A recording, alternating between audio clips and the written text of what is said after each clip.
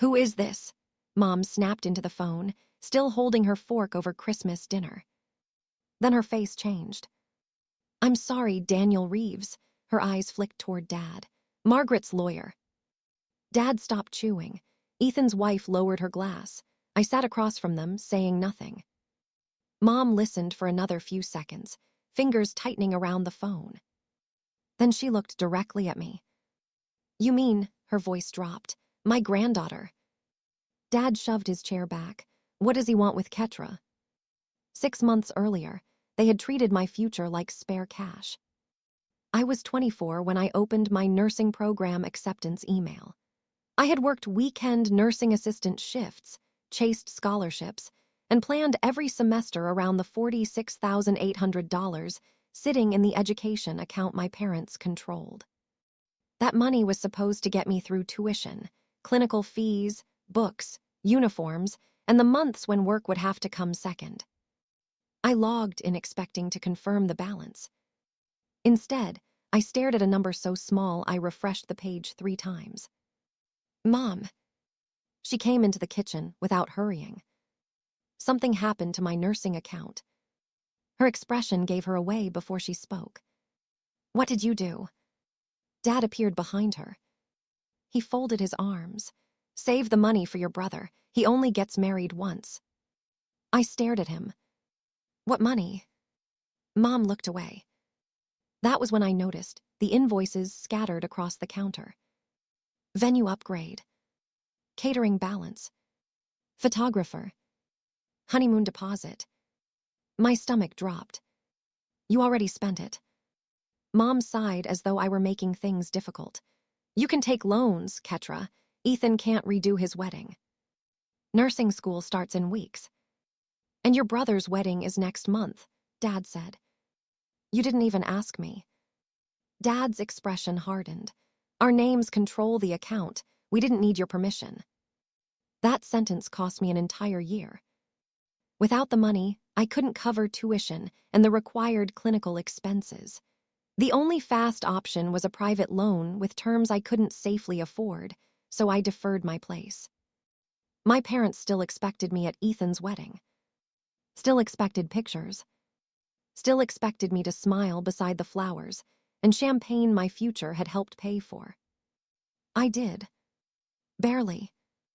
Near the end of the reception, Grandma Margaret found me standing alone. "When does nursing school start?" she asked. I hesitated. "It doesn't, not this year." Her eyebrows tightened. I had to defer. "Why?" I glanced across the room at my parents. Grandma followed my eyes. And instead of comforting me, she went completely still. She stared at Dad for several long seconds, like she had just understood something far bigger than a postponed semester. I didn't know it then, but that look had nothing to do with the wedding. So what had Grandma suddenly realized about the money my parents had taken? 3 days after Ethan's wedding, Grandma Margaret showed up at my apartment without calling first. I opened the door, still wearing my nursing assistant scrubs. "Grandma, is everything okay?" "Sit with me, Ketra." She didn't sound angry. That somehow made me more nervous. We sat at my tiny kitchen table, and Grandma placed her purse beside her chair. "Did you change your mind about becoming a nurse?" "No."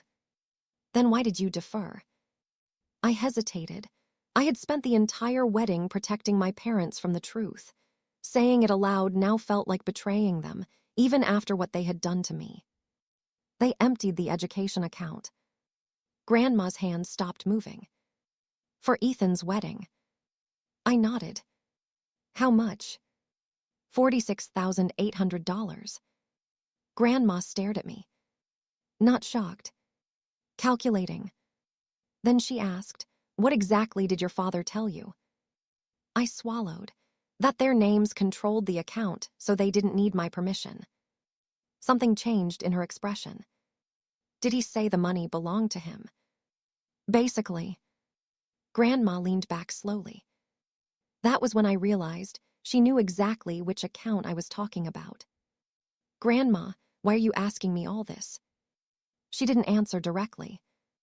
Instead, she said, because that money was never meant for a wedding. I assumed she meant morally. Then she surprised me. Do you still have access to the account history? Yes. I want screenshots, before the withdrawals and after. I pulled out my laptop. Grandma also asked for my nursing program acceptance letter and the tuition estimate I'd received from the school. What are you doing? Making sure I understand what happened. Are you going to give me the money? No. The answer came so quickly that I blinked. She softened slightly.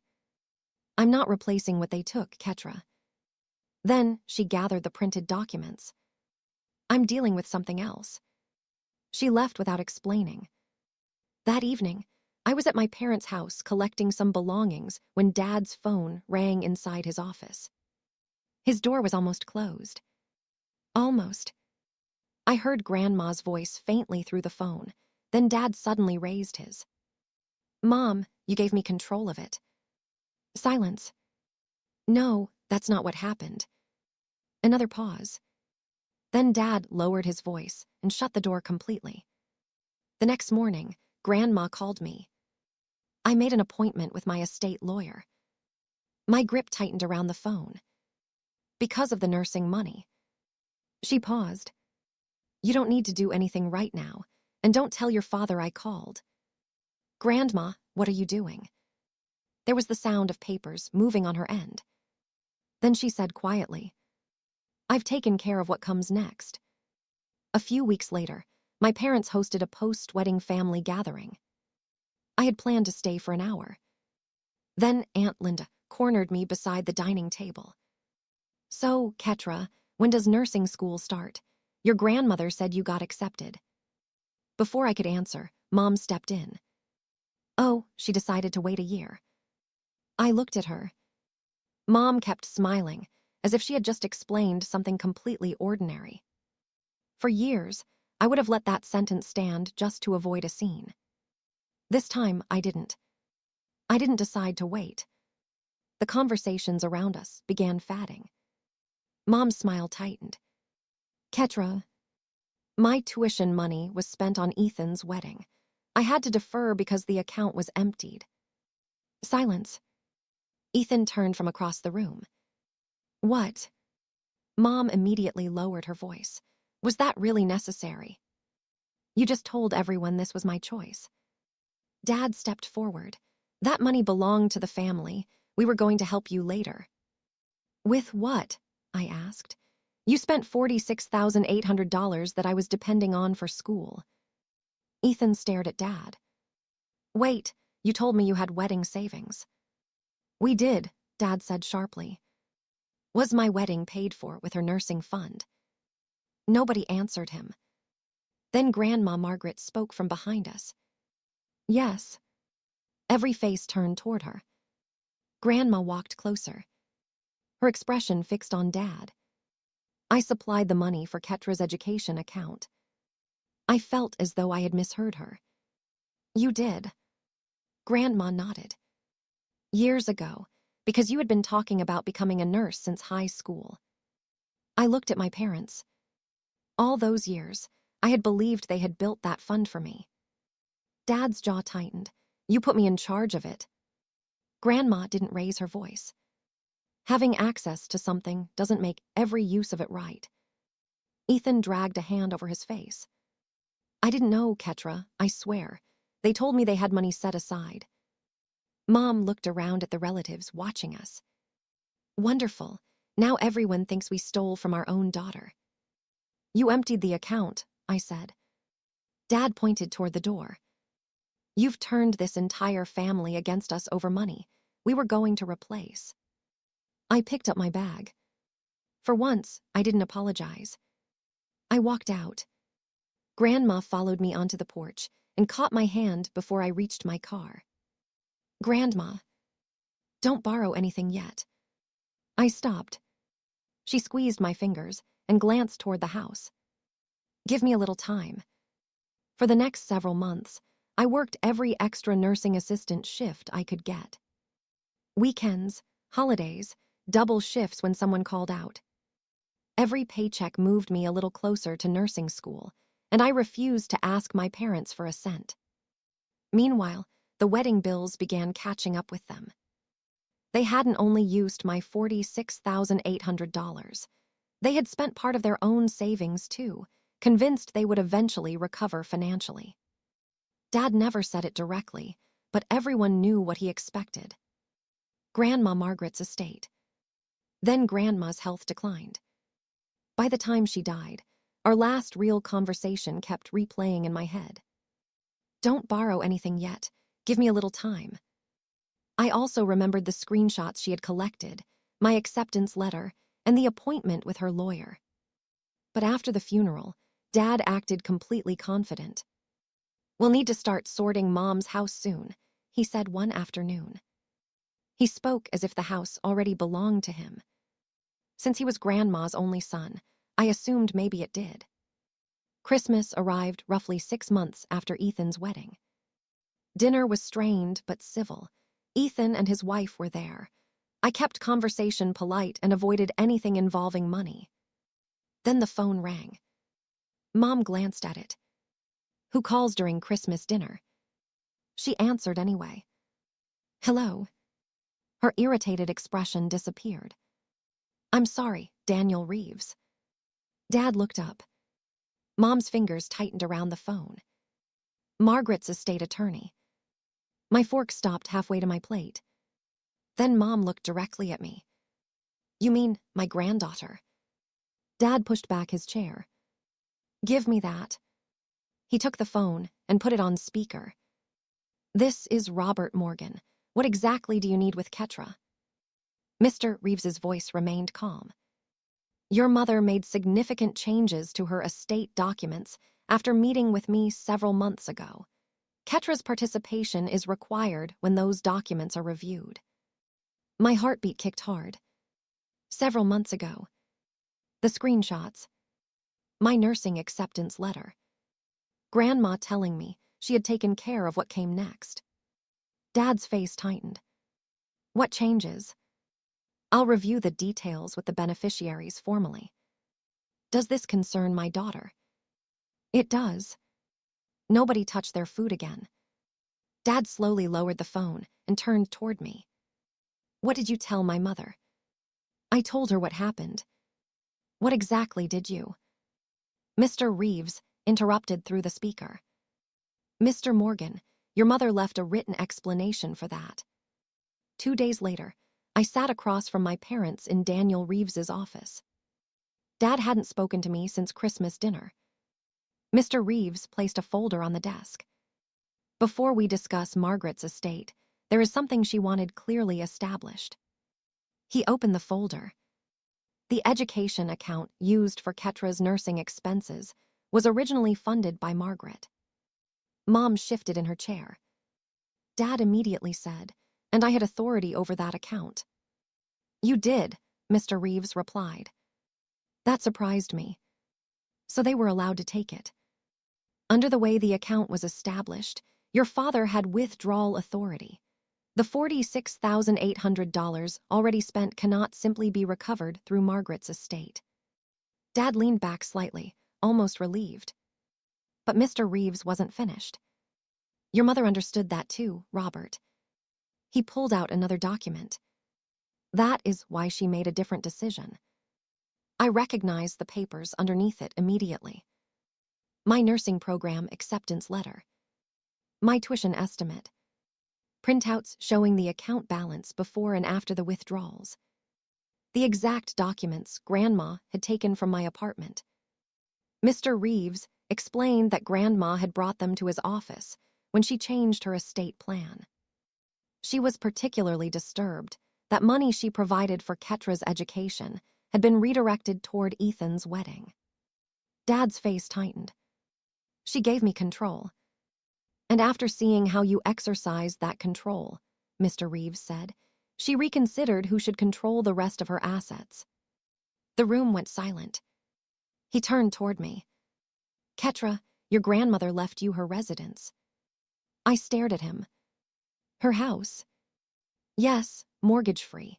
Its approximate current value is $385,000. Mom inhaled sharply. Mr. Reeves continued. She also left you an investment account, currently valued at approximately $210,000. For a second, I couldn't speak. Nearly $600,000. Not because Grandma had somehow recovered my nursing fund. Because after seeing what my parents did with money intended for me, she had decided they would never control what she left behind. Dad finally spoke. And me. Mr. Reeves looked down at the documents. You receive the fixed personal bequest specified in the revised estate plan. Dad stared at him. That house was supposed to come to me. Mr. Reeves picked up another page. Your mother anticipated that reaction. She left a written explanation. He read the relevant portion. Grandma wrote that her money was supposed to create opportunity across generations, not finance appearances by sacrificing one grandchild's future. After learning how my education fund had been used, she no longer trusted Dad to honor intentions that conflicted with what he wanted. So she put the remaining assets directly into my hands. Dad didn't argue after that. He just stared at the floor. Mom did. If you hadn't gone telling Margaret everything, none of this would have happened. I looked at her. For years, that accusation would have made me apologize. Not anymore.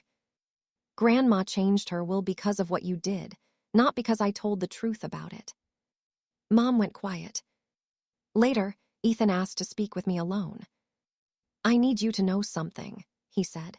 If I'd known where that wedding money came from, I would have refused it. I believe you.